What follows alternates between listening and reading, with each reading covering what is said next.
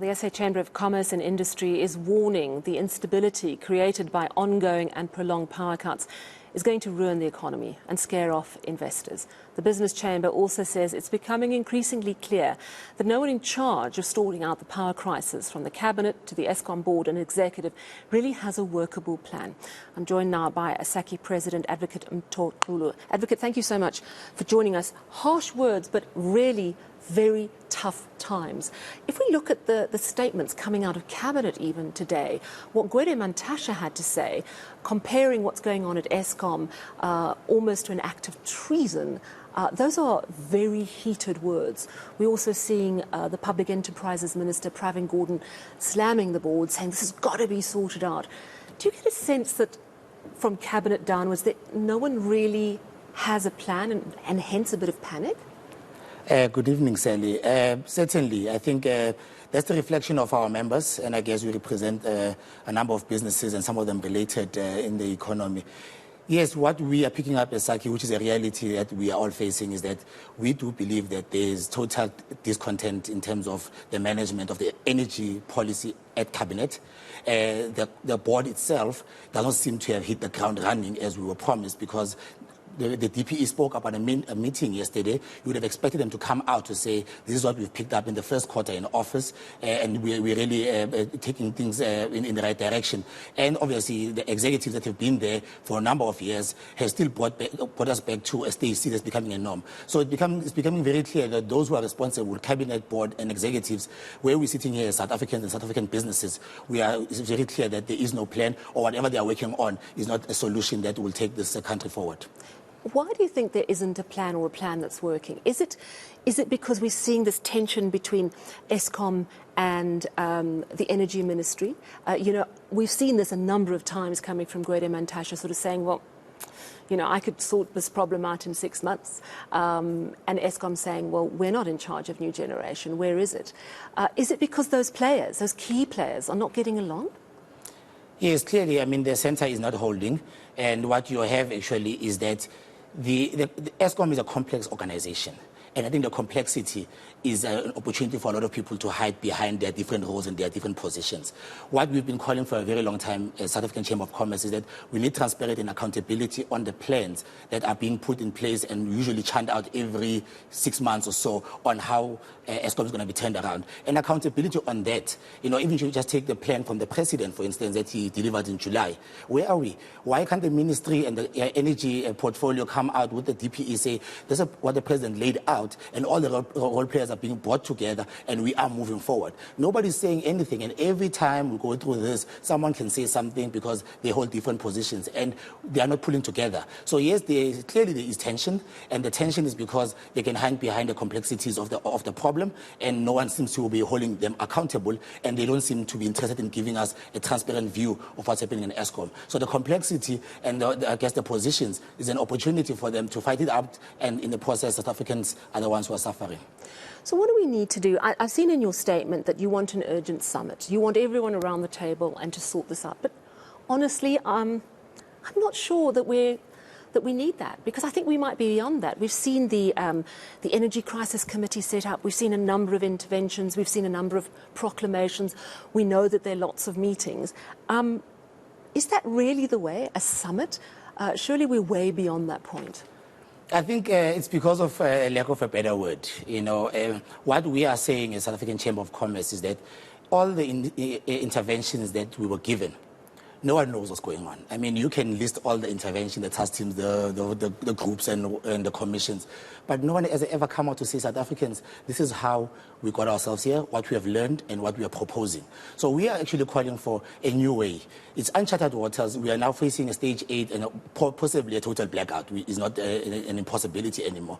And we are saying, South Africans, let us talk and set an agenda of how do we expect Eskom to be run, because clearly all the task teams and all the initiatives and the current structures are not helping us. So maybe a summit looks a bit too much, too simplistic, but we are saying that nothing works now, and South Africans need to define a new agenda of how they want to protect energy supply in their own country and not rely on the structures that seemingly or clearly are not taking us anywhere.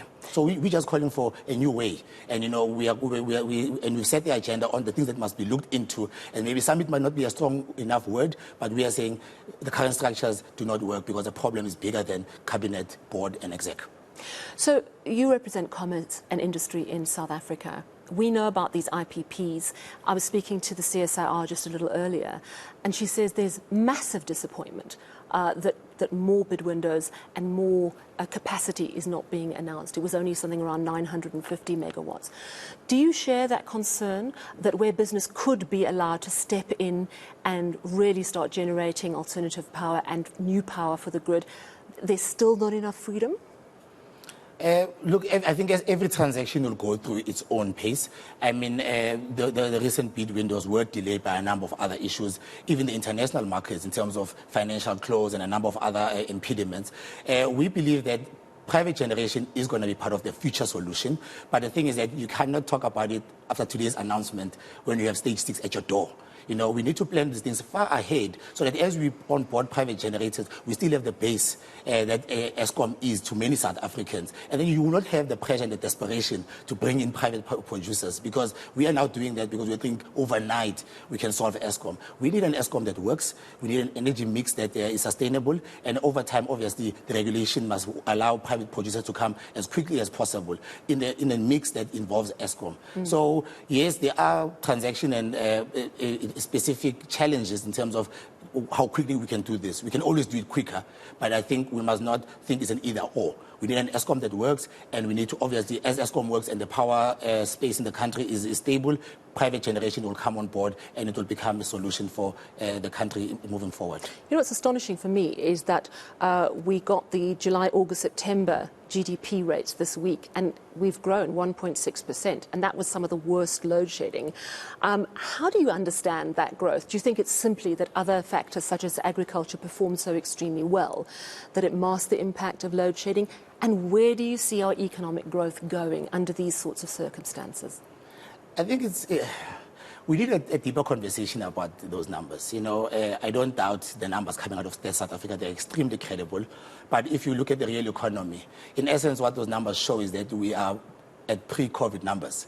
We're not a bigger economy. We're just bigger than the previous quarter. You know, so I think it's a bit foolhardy to celebrate that. It's good that we have quarter-on-quarter growth, but we're not a bigger economy than we were 3 years ago. You know, and that's because we have load shedding that has kept us in the doldrums for these 3 months that you mentioned, and even longer. So yes, quarter on quarter we look bigger, but we're not the bigger economy than we were. And I think that's the problem. And without energy, you're not going to get any bigger. Yeah, and we're absolutely under capacity and the kind of potential that we have.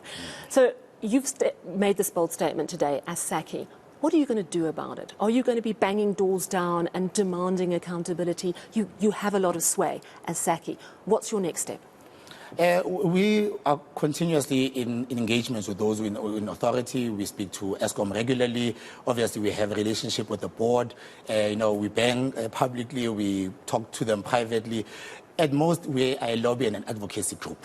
You know, we do not have state power, we don't have law enforcement capabilities. We are just bringing to the fore the frustrations of the business community, and we are hoping that the public pressure will eventually force the powers that be to give us in a new direction. And if it's not for South Africans, I guess for the future generations and our appeal internationally, because eventually this can't be the way. And we are totally disappointed, and we are hoping that the sanity will prevail and the structures will be overhauled.